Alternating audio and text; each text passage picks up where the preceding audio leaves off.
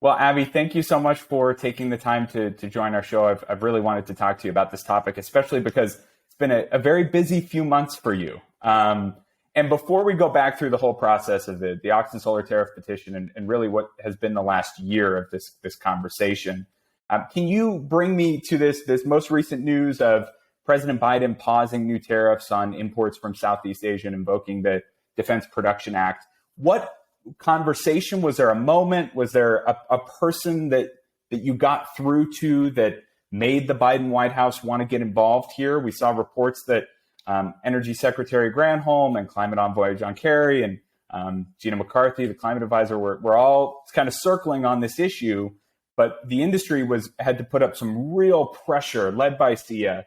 What was it? Can you take us behind the scenes? Yeah, well, first of all, thank you for having me on. It's good to chat with you today. I think the thing that was the most impactful was the real world stories from our companies, right? I mean, the scale, the scope, and the speed of the impact was startling. That alliteration was not intentional, but it sounds good. It was good, though. It was good. I think everyone, including all the people that you named, were taken aback by how quickly the industry just came to a grinding and painful halt.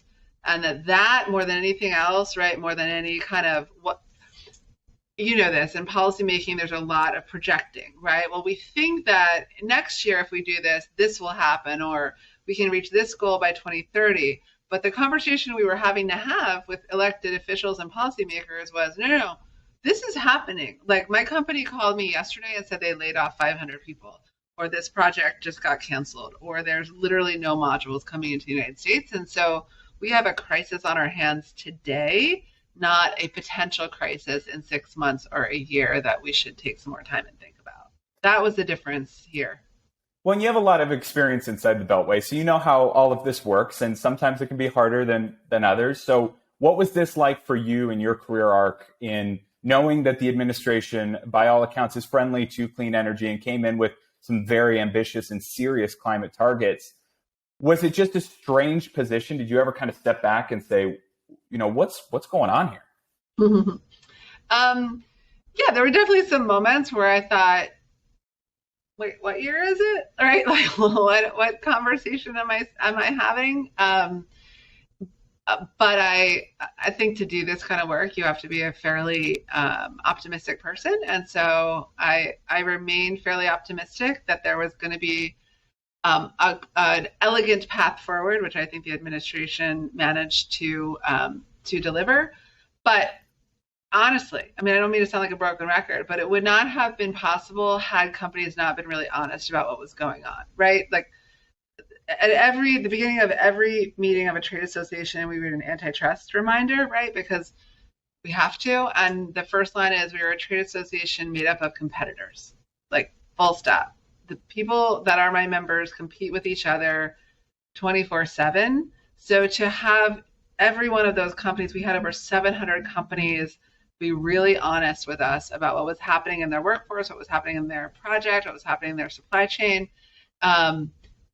That level of transparency with us, right? We didn't share other people's data. We anonymized everything.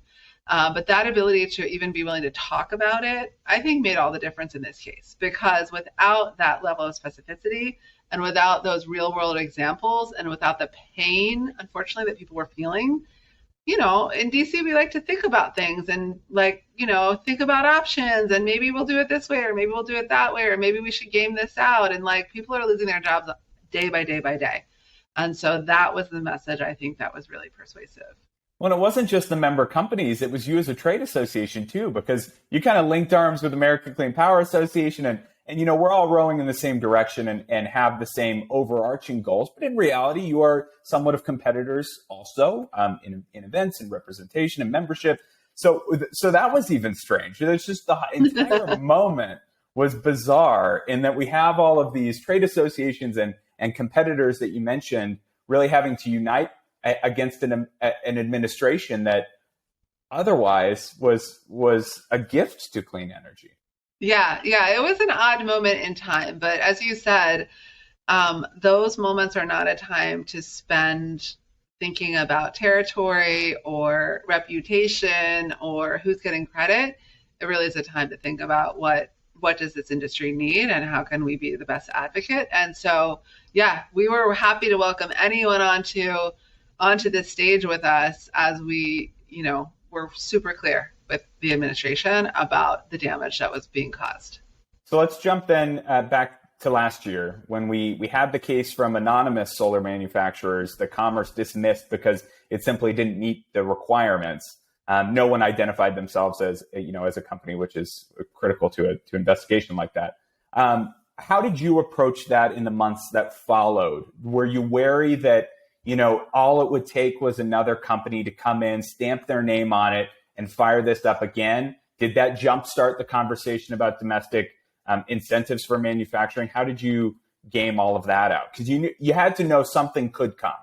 Yeah. Of course we did. And honestly, we've known that for a long time, right? I think one of the pretty significant changes that has happened under my tenure at SEIA is that we have embraced this idea that we need to build a strong domestic manufacturing base here in the United States. We created a manufacturing division, over 3 years ago now. We had our first manufacturing summit in November of 2019, right? When still during the Trump administration, we had Trump administration officials at that event in Chicago.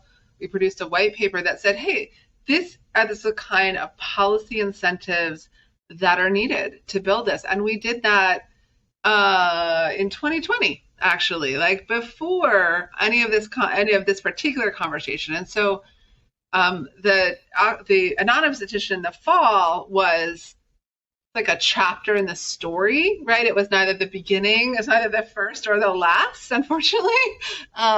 We had been doing a lot of work. And so, it helped because it's hard to go to policymakers and simply say no, right? Say, don't do this. Much more effective advocates go to policymakers and say, I have a better strategy for you, right? I have a way that you can achieve your goals, but also not hurt the industry you're trying to protect. And so that's what the domestic manufacturing agenda is about. Last spring, like long before the anonymous decision was filed, I was in somewhere hot and sticky. I was in Savannah, I think, with Secretary Granholm and Senator John Ossoff talking about Ossoff's, SEMA, the domestic manufacturing parts of the clean energy package. And so this has been a focus of SEIA's for a long time. And so that has really, that's really been our frame, right? Our frame has been, we agree on the outcome, right? We do not dispute the fact that there needs to be a strong and vibrant and healthy domestic manufacturing base here in the United States. And we have developed policy tools to get there. They do not include tariffs. That's it. It's as simple as that.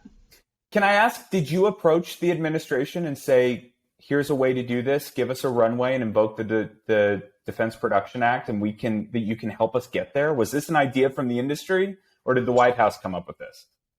My guess is that like what people perceive as most victories will have a million parents, right? What I can say is that we certainly did our own research and thinking about the Defense Production Act, that we have incredibly skilled trade attorneys here on staff and that we work with externally, and had considered the Defense Production Act as a piece of the puzzle, right? I think the thing that is sort of inherent in all of these conversations is that there's not one solution, right? It is a number of different solutions, and the DPA is one of those. We've certainly had those conversations about how the Defense Production Act could be a helpful piece of the puzzle as we're trying to solve the challenges in front of us. Well, and I heard from developers too, and Sheldon Kimber of Intersect Powers in this episode later on. His comment was, okay, this entire case magnified the need for domestic manufacturing. We don't all agree with how Oxen went about it, and we don't agree with even how the administration viewed the case, but we need time, that this can't happen overnight. So you were given time by the Biden administration, a 2-year runway, essentially, a lifeline to say, okay, clock's ticking. And so there's no time, to pop bottles and rejoice that this decision came down, because we've got 2 years, not just to pass meaningful policy, but to really ramp up a supply chain. And the tariffs could still come. So how do you spend the next, 23 months and change now to make sure that we don't wind up in this spot again? Yeah. I mean, it's really incumbent upon us as a trade association and us as an industry, to step up and deliver on the promises that we made, just like we expected the administration to step up and, deliver on the campaign promises that they made. We have spent a lot of time, as I said, thinking about the domestic manufacturing, what we have in the United States now, what we need to build to have a healthy supply chain, sort of where the opportunities are, what some of the sticking points could be. We have our board meeting. This is great timing. We have our board meeting tomorrow. All my board members are en route to DC as we speak. And we have months ago hired a supply chain expert to really do an analysis of opportunity here in the United States, and look at where we should be investing in the supply chain to have the most impact quickest, right? We clearly want the entirety of the supply chain, but different parts of the supply chain take different amounts of time. And so what are the areas that are the most ripe for quick expansion? And so he'll be briefing our board tomorrow, and that's the playbook, right? The announcements that have already been made about module manufacturing facilities, those companies need to execute on their plans, and we need to start making tangible and specific and measurable progress on these other parts of the supply chain. I think we can do it. I mean, I think we can do it. I'm not saying we could have it fully functional in 2 years. We've always looked at 2030 as the goal, but I do think we can make measurable and demonstrable progress. And I think that's what the administration needs us to do. But it's an exciting time. I mean, most of the time it's exciting in my world, but it is a pretty exciting time to be in the industry and have this moment where we can create, right? We have some room to create and build and not simply play defense. I'm excited about what the future is going to hold.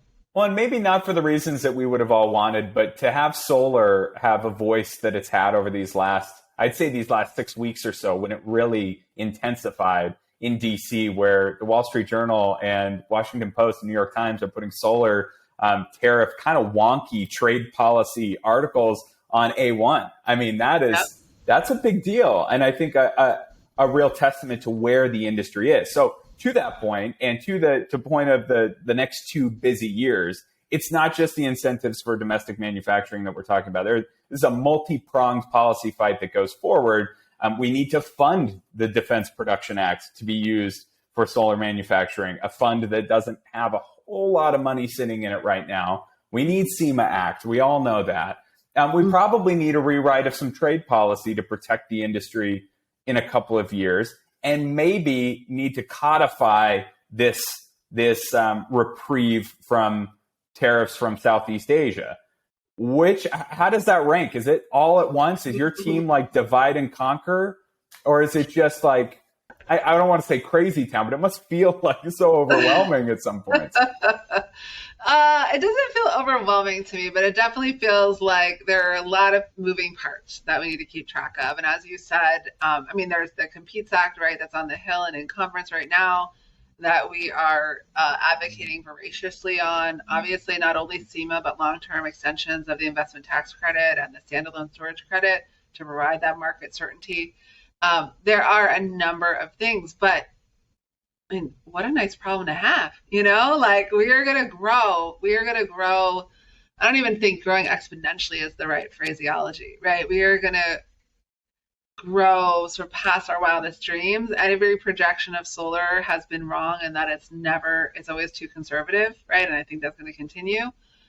So we sit at this incredibly opportunistic moment in history. Like, I have children, and they, the world that I'm giving them and that we're giving them is going to be different. And it will be different. We can either make sure it is a healthier, more equitable, more just world, or a dirtier, sort of more extracting and unjust world. And I am pretty strongly committed to the former. And so, I think we're ready to go. I know my board is ready to go. I know our manufacturers are ready to go. And so this is incredible. Like fighting a trade case for the last 6 weeks, 3 months, a year, more than that, is a really frustrating and sort of circuitous process around and around and around. We keep having the same conversations. We are now shifting into this incredibly creative and expansive phase. And I mean, the energy that we don't have to spend on defense and instead can spend on expansion is pretty phenomenal. And how do you extend that olive branch to the domestics, which I know are a part of the SIA framework too, and you have those conversations.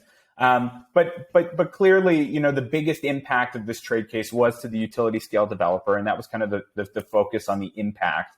How do we bring in those domestic manufacturers and say, let's put this case behind us.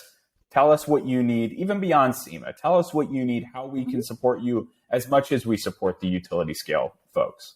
Yeah, well, I mean, I think that's one of the areas in which the DPA, the Defense Production Act, is really critical. And even sort of despite like funding, there are parts of that, and the president certainly called out for long-term supply agreements and master supply agreements, right, aggregating both federal demand, but also state and local demand, right? And if you think about the opportunity there, manufacturers, right, they want to compete fairly, and they want customers, right? And those are the kinds of things that we can provide. We certainly have the customers, and we both at the developer level, but also, the U.S. citizens want solar, right? Every poll tells you that. And so thinking about how we can support with some of the tools the president has now given us, the domestic manufacturers, I mean, that's a conversation we are happy to have. And as you said, many of those domestic manufacturers are in our membership now. Like we talk to them on a daily basis. So sort of this idea that there is, some unmanageable rift in the solar industry, I think it's false. We all know where we're headed, and we're figuring out how we're going to get there, but ultimately we all agree on the outcome.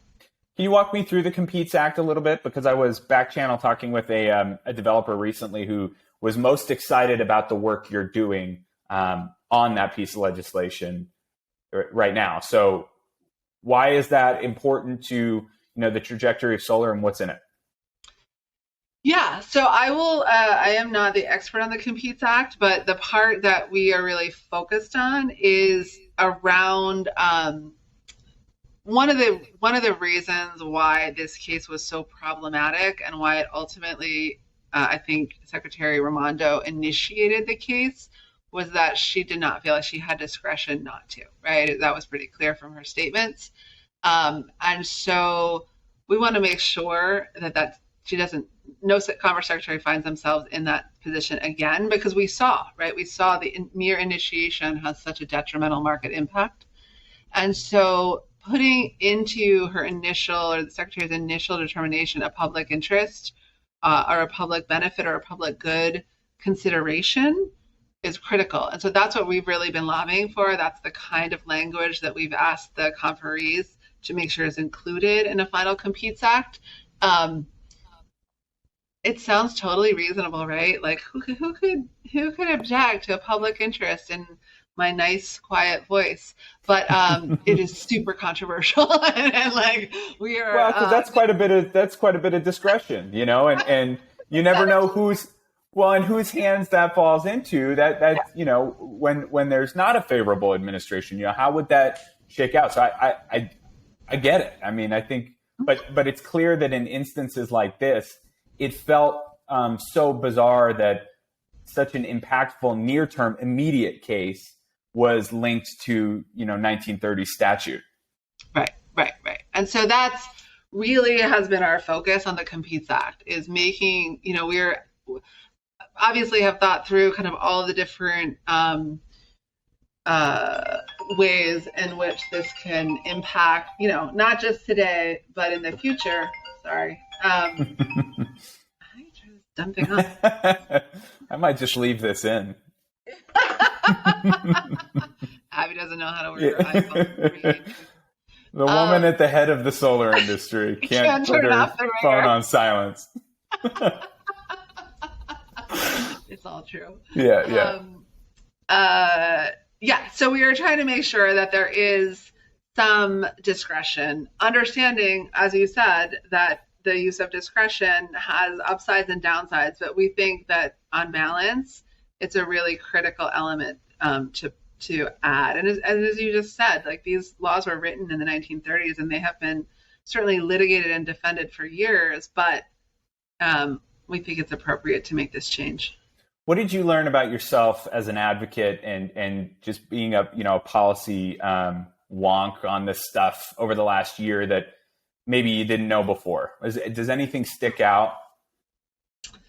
I mean, I think just as a human being, two things stick out to me. One is that we put out this survey, and a survey sounds really clinical and technical and sort of boring, so that we could get the data to use to advocate. But in our survey, there were certainly places people could click, is my supply chain at risk? Are my projects delayed? And then there was a narrative piece. And I read the narrative pieces, right? I always read the narrative pieces when we ask our members to share what's happening in their businesses. And it was just heartbreaking. Like, it was just heartbreaking, right, to hear about entrepreneurs that were having to lay people off. So I don't know that I learned anything about myself in that regard, but it keeps me grounded in what I'm doing and why I'm doing it. But the second thing is thinking about how you advocate voraciously with an administration that you are almost completely in alignment with, as opposed to one that perhaps you have some more differences with, was a real interesting learning process, right? And how you build and maintain relationships while also expressing extreme dissatisfaction for how the decision process is impacting the industry that you're representing was an interesting learning opportunity. Yeah, and before I let you go, I would love to drill down into that a little bit, because I wrote a story for renewableenergyworld.com several months ago when I started to notice, this is becoming more of a vocal rift between the administration and the industry in a way that you could tell both you and ACPA had towed that line for the weeks and maybe a couple months that led up to it. It was a noticeable shift. When was that decision made to go harder at the administration, and how difficult of a call was that for you? Was that collaborative with Heather Zeichel and their team as well? Because it did seem kind of in sync. Yeah, I mean, Heather and I talk very frequently. I'm sure she said that too. So it was definitely a intentional and thoughtful shift. I absolutely agree. And I mean, our companies were hurting, right? Like, I do not have this job to protect an administration. I have this job to advocate on behalf of the solar and storage industry in the United States. And so that's my job, and whoever gets in the way or whoever is hurting my companies is going to hear from me. I've never in my life felt the need to be disrespectful in that regard, but very clear and very honest about what's happening and how I see it. And so I think those are the principles that guided us. And certainly as the data kept coming in and the pain was real and acute, and now it was not a hard decision to know that we had to turn up the temperature, because this was not as I said at the beginning, this was not a theoretical risk. This was an actual harm was being caused.